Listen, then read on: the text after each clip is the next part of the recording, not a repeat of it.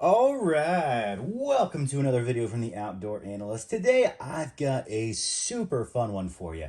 I wanted to kind of talk a little bit about combat knives or field knives or maybe how we're progressing from one to the other.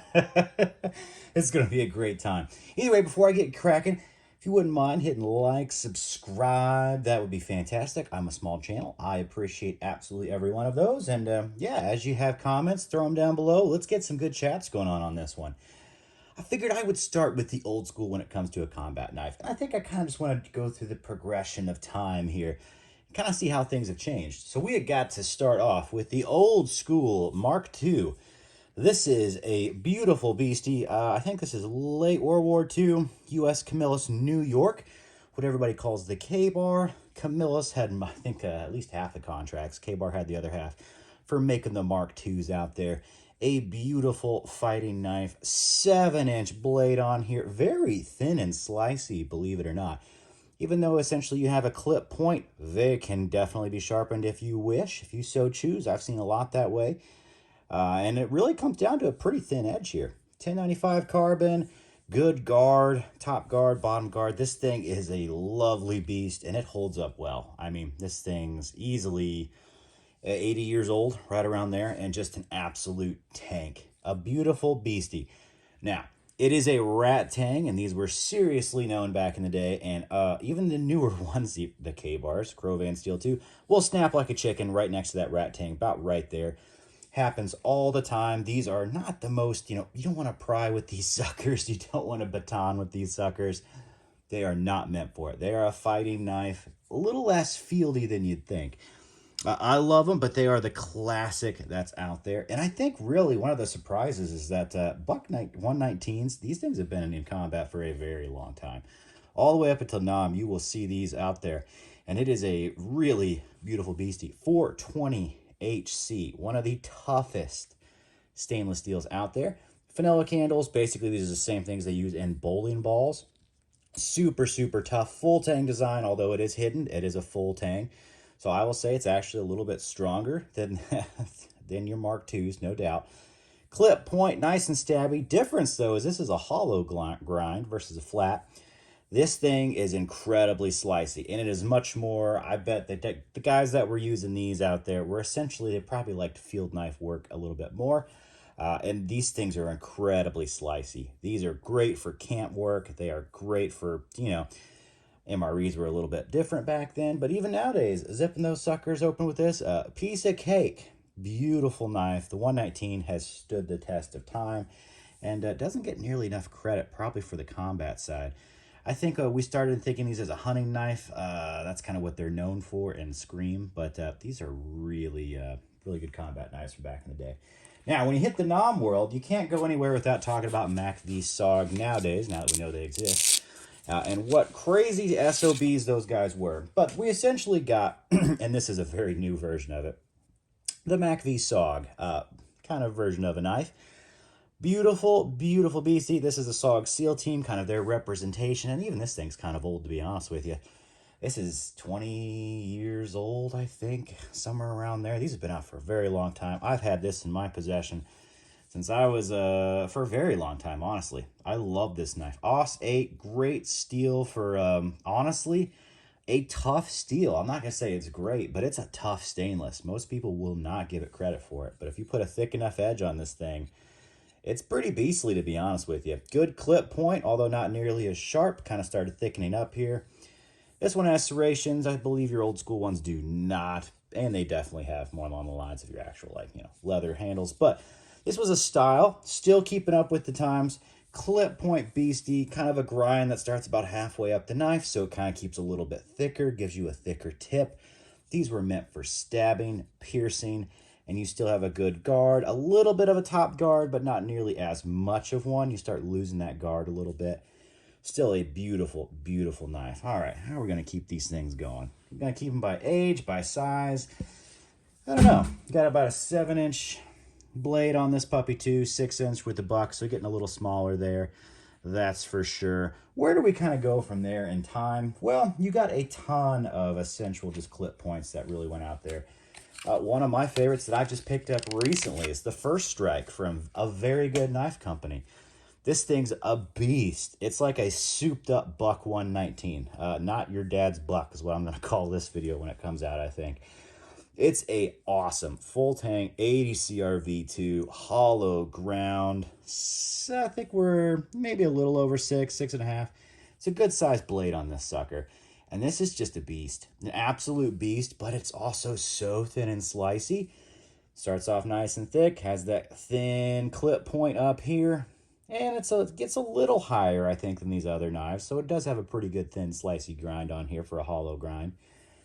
But it's a beauty, an absolute full tang beauty. Great guards. I think if you really like this style and you're thinking, yeah, I actually kind of want a combat knife, ooh, it's a good possibility. Or just a hell of a kitchen knife. Oh, that thing's a beauty. Love this sucker. Now, where have I really gone personally, and what have I seen kind of in the GWAT days as things have progressed throughout the years? Knives have gotten a lot smaller.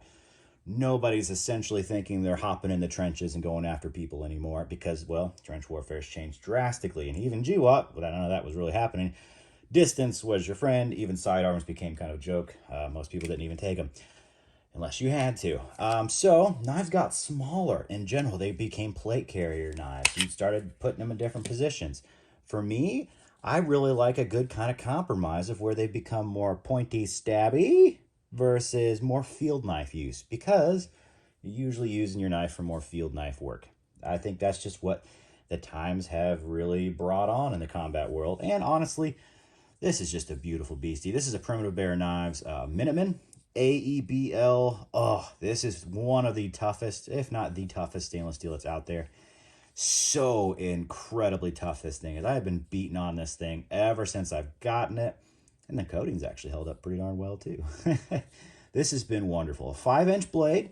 So you still have a full flat kind of saber grind on here. It's a saber grind. We're going about halfway, then it comes down.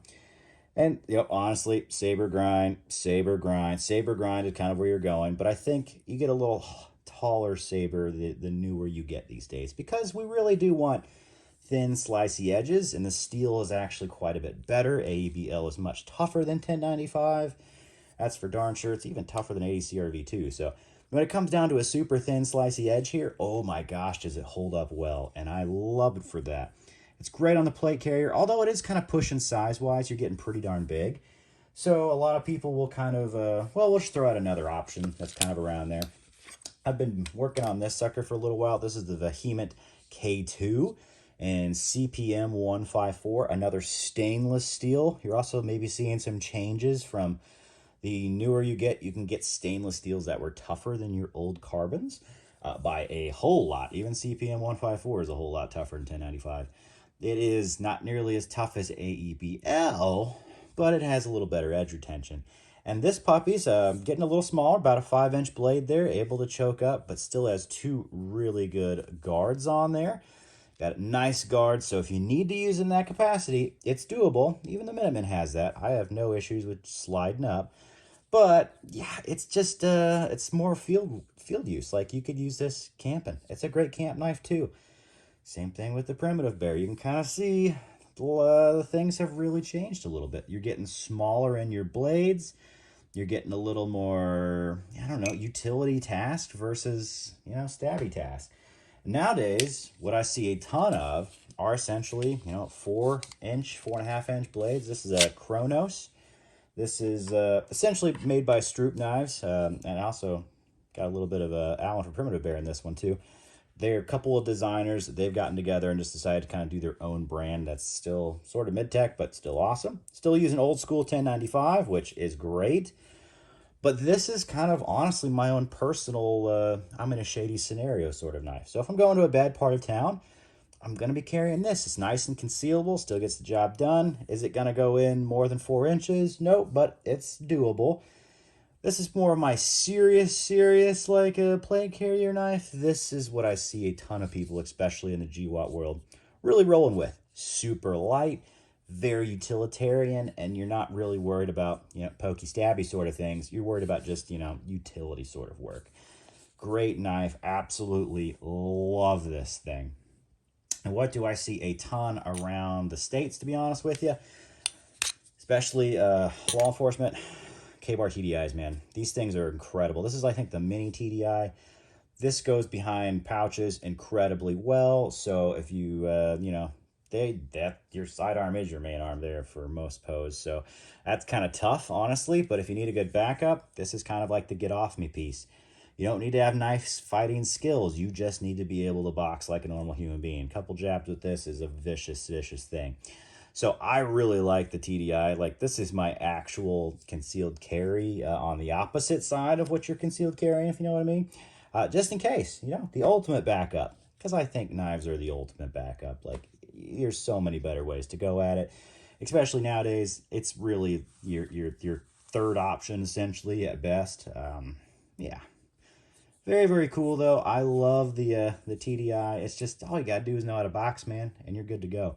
You can't beat that. Super, super cool. I think that's more along the lines of, like, useful, true combat knife. But, yeah, to each their own. I just thought this was fun. Seeing how things have really changed, kind of smalled up a little bit, got more field use versus, like, actual throw that clip point stabby. Like, it's definitely changed quite a bit as far as things go. Now, granted, I'm sure there's still people that want to roll that route. I love them. Like, heck, I just picked this puppy up not long ago. Been putting in a lot of work on it. It's just such a cool knife. It's a great style. Can do pretty much everything with it. It's kind of more along the lines of mixing, survival knives with combat knives these days. That's what you're really sort of seeing, is something that can do both and is most likely going to do more of the survival / camp task versus stabby task. So, yeah, take that with a grain of salt. I just have loved seeing the progression throughout the years, kind of seeing where it's changed. And, giving you some different ideas, different options that are out there. Everybody's got your own preferences. Let me know yours. Like, what are your favorite combat knives that are out there? Are these even close? Are they the same style? Are you seeing more field knives versus, like, actual clip points from back in the day? Because I feel like that's what I've been noticing the most. I think that's also what's the most useful as times have changed. So, yeah, this was just fun. Thought it was a blast to go through some cool knives. I've been really enjoying combat knives lately. Generally, I'm not the biggest fan of dual guards, but they really give you some confidence. If you really need to just stab into something, there's a lot of confidence that you're given, a lot of protection with that in there, and it's just awesome. So, yeah, thanks for hanging out. I will catch you on the next one.